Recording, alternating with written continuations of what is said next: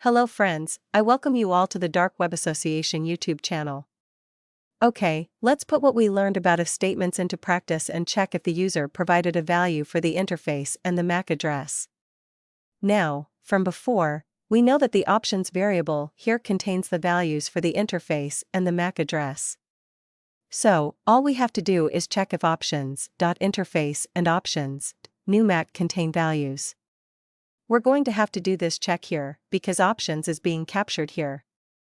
I don't really like to do that because we have a getArguments function, and we should do everything related to the arguments within this function. That's why I'm going to revert back to something we had before when we actually used to capture the arguments here. What we're doing now is very similar to what we were doing before. We're initializing the options and the arguments with whatever is being returned from the parser.parse_args. So, the options is going to contain the values entered by the user, and the arguments will contain the arguments entered by the user. Now, we're going to use our if statement after that. So, following the syntax that I showed you in the previous lecture, we have to first write the if statement, followed by the condition. As I said, there is a large number of ways to write conditions. We can compare values. For example, if we have variables, we can check if x is equal to 1. We can check if something is greater than something, if something is smaller than something, if a list contains an element, and so on. In today's lecture, we're going to use something that's relevant to our goal. We want to check if options contains a value for the interface and if it contains a value for the MAC address. So, our first condition is going to be if options.interface. That's all we have to do. All we're saying is if options.interface. Then we put the colon and execute the code. As you can see, pycharm automatically indents the space for us and allows us to write code here, which means this block of code will only be executed if this condition is true. And our condition is if options.interface. So, if options.interface holds a value, this will execute. Now, if you think about it, we don't want to check if options.interface holds a value. We want to check if it does not hold a value. Then, we want to show an error. So, what we're going to do is write if not options.interface. Then, we're going to write code to handle the error. I'm putting this as a comment because I want to get back to it later. The next thing we want to do is check if the user entered a value for the MAC address. Now, we can do this using elif or another if statement. In our example, it doesn't really matter which one we use because we're going to exit in the first condition if the user did not put a value for the interface. But I'm going to go with elif, which is short for else if, and we're going to say again, if not options.newMac. And again, here we're going to execute code to handle the error.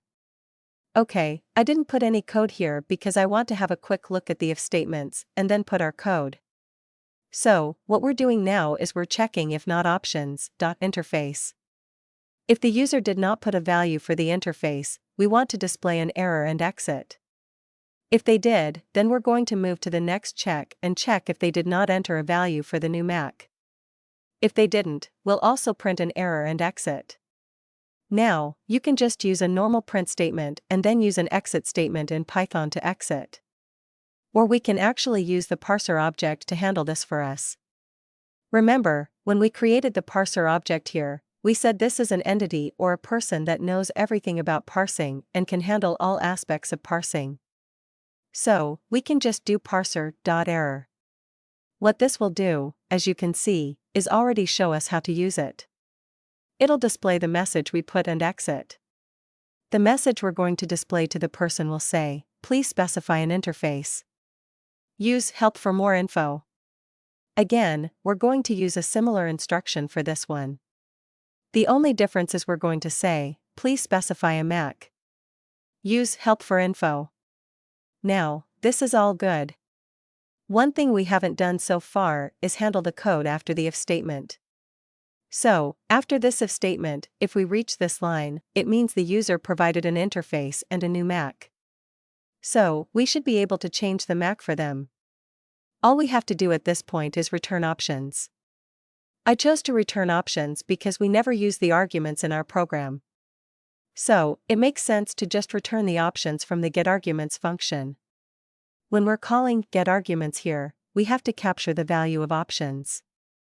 I'm just going to create another variable, and I'm going to call it options. And that's it. Now, let's have a quick look at our program up to this line. We know that options and arguments will contain the arguments and the values returned by parser.parse_args, which are the values and arguments entered by the user. Then, we're using an if statement. In the first condition, we're checking if the interface is not set. If it's not set, we're going to display "please specify an interface" and then exit the program. If it is set, then this condition is false. We'll move to the next condition and check if options .newMac is set. If it's not set, then we'll display the message and exit. If we reach this line and didn't exit the program, it means we have an interface and a new Mac. The variable that holds the interface and the new Mac is options. So, we can just return that. We're capturing this here, where we are calling the getArguments function. Then, we're using options.interface and options.newMac in the changeMac, which will execute all of this and change the MAC address for me. Now, let's run this program and see how it handles the errors. First, let's run it without a MAC address. As you can see, it gives us the usage and the error message we specified, saying "please specify a new MAC." Use help for more info. Now, let's try to provide a MAC but not an interface. Again, we get an error message telling us, "please specify an interface." Finally, if we run the program properly, just to make sure it works, and this time change the MAC address to something that ends with 1:1, hit enter, we get a proper print statement. If we do if config f0, you'll see that the MAC address did change to the one we specified. That's it for now. A quick example of using an if statement. I highly recommend spending some time experimenting with different types and styles of if statements, similar to what I showed you in the previous lecture, just to get more comfortable with it. We're going to be using this a lot throughout the course. We'll use many if statements and conditions. So, using this will become very easy for you anyway. If you're new to this channel, subscribe and press the bell icon for more content like this. If you liked this video, like and share it with your friends. Thank you very much for watching the video till the end and for your valuable time.